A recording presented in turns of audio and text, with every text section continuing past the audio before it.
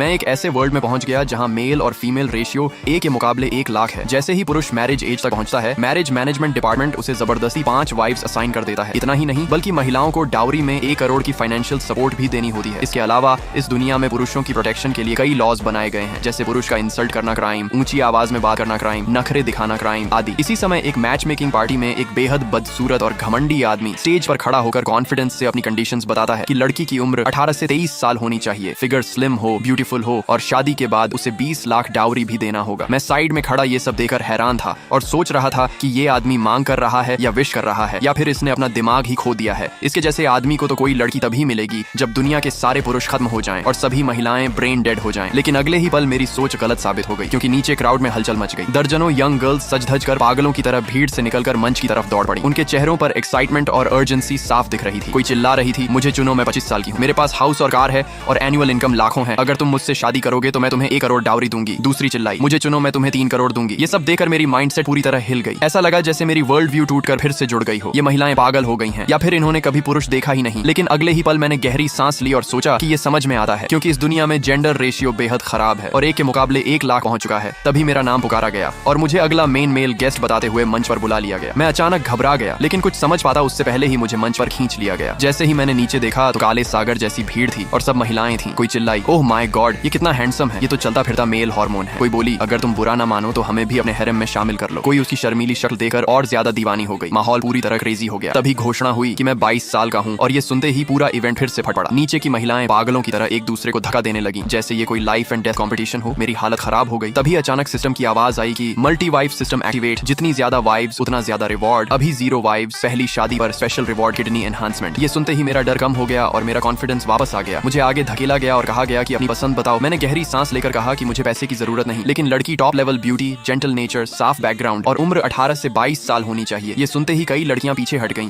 और अंत में करीब 100 बची। वे सभी उम्मीद भरी नजरों से मुझे देख रही थी। मैंने नजर घुमाते हुए भीड़ को स्कैन किया और तीसरी पंक्ति की सफेद कपड़े वाली, छठी पंक्ति की करली बाल वाली और आखिरी पंक्ति में कैप पहने झुकी हुई लड़की पर ध्यान दिया। वो कैप वाली लड़की धीरे धीरे मंच पर आई और किनारे खड़ी हो गई। उसने कहा, मेरा नाम लिन तियान है, मैं 22 साल की हूँ, मेरे पास ना नौकरी है ना पैसे, लेकिन मैं आगे मेहनत करूंगी। तभी दूसरी लड़की बोली, तुम कुछ मत करो, मैं तुम्हें 5 लाख दूंगी, बस मुझसे शादी कर लो। तीसरी बोली, मैं 2 लाख दूंगी और 150 स्क्वायर मीटर का घर भी दूंगी और घर का सारा काम भी करूंगी और पूरा इमोशनल सपोर्ट दूंगी। मैं इन सबको देखकर कंफ्यूज हो गया और सोचा सबको ही चुन लूं। तभी सिस्टम अलर्ट आया कि सभी योग्य नहीं है, उनके अंदरूनी वैल्यू और लॉयल्टी में फर्क है, सोच समझ कर चुनो। मैंने तुरंत उस कैप वाली लड़की को चुना। भीड़ में हलचल मच गई। कुछ लड़कियां गुस्से में आ गईं और एक ने उसे धक्का देने की कोशिश